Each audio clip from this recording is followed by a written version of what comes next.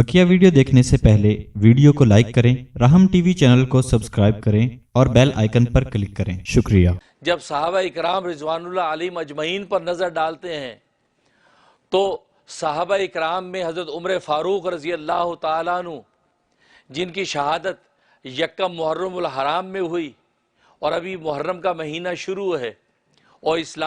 इस्लामी साल मुहर्रम से शुरू होता है, उसका पहला दिन गोया के शहादत से शुरू हुआ। गोया कि अल्लाह तबारक व ताला ने तकवीनी तौर पर इंसानों को बता दिया कि शहादत मतलूब मकसूद मोमिन, न माल गनीमत न किश्वर कुशाई। गोया कि इस दीन इस्लाम की बुनियादों में शहादत का खून है। गोया कि इस्लामी साल का पहला दिन यक्कम मुहर्रमुल हराम हज़रत उमर फ़ारूक रज़ी अल्लाह ताला अन्हु की शहादत अमल में आती है। और हज़रत उमर फ़ारूक रज़ी अल्लाह ताला अन्हु वो सहाबा इकराम में वो शख्सियत हैं कि जिनको अक्ल व शऊर का मुकाम अल्लाह तबारक व ताला ने रसूलुल्लाह के बाद सबसे ज़्यादा अता फरमा कर रखा था। चुनांचे खुद अब्दुल्लाह इब्न उमर रज़ी अल्लाह ताला अन्हु उनके साहिबजादे फरमाते हैं और अल्लामा सयूती रहमतुल्लाह ताला तारीख़ुल खुलफ़ा में इस हदीस को नकल करते हैं कि अब्दुल्लाह इब्न उमर रज़ी अल्लाह ताला फरमाते हैं कि रसूल अकरम सल्लल्लाहु अलैहि वसल्लम के बाद सबसे ज़्यादा अक्ल व शऊर और फ़हम और फ़रासत अगर किसी को अता हुई है तो उमर फ़ारूक रज़ी अल्लाह ताला अन्हु को अता हुई।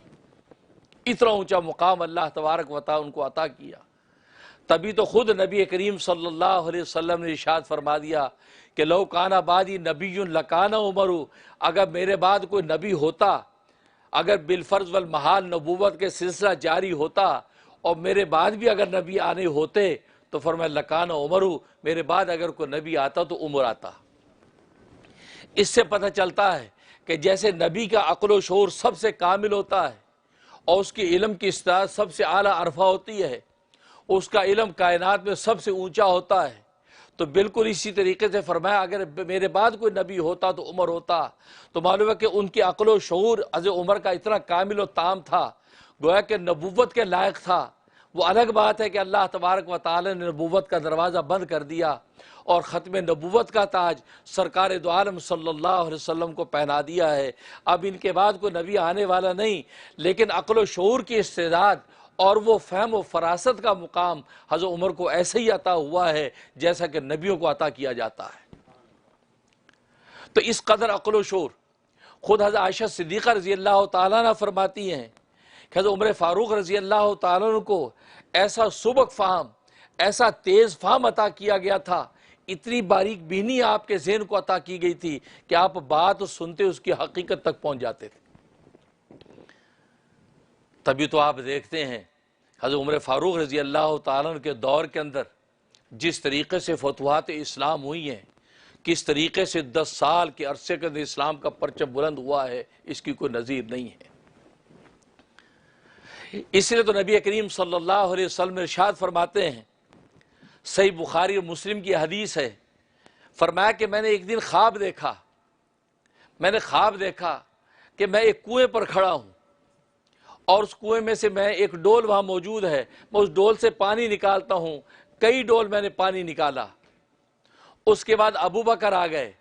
अबू बकर ने 2-4 डोल पानी के निकाले। फिर उमर आ गए, उमर ने पानी के डोल निकाले। फरमाया कि वो ऐसे अबकरी,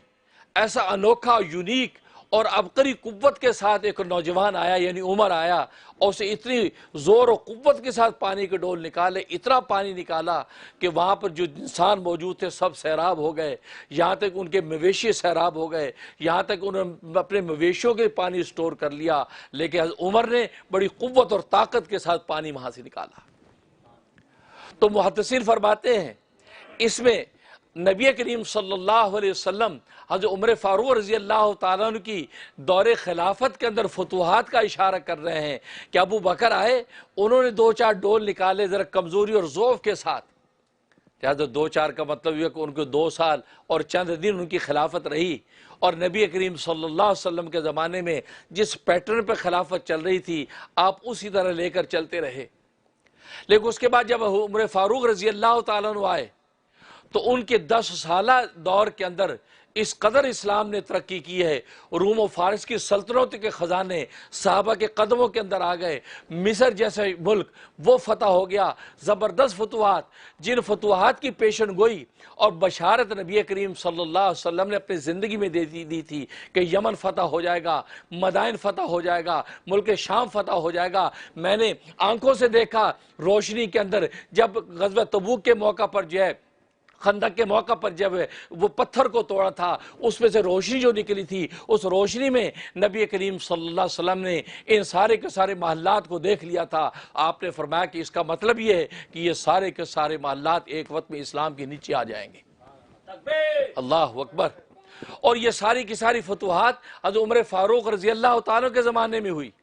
تو آپ یہ صحیح بخاری مسلم کے اندر یہ جو خواب ذکر کیا گیا ہے، اس کا مطلب یہی ہے کہ اتنی قوت کے ساتھ آپ نے پانی نکالا ہے، اس کا مطلب آپ کی خلافت کا زمانہ اتنا زبردست ہوگا کہ اس زمانے کے اندر اسلام بلندی پر پہنچ جائے گا۔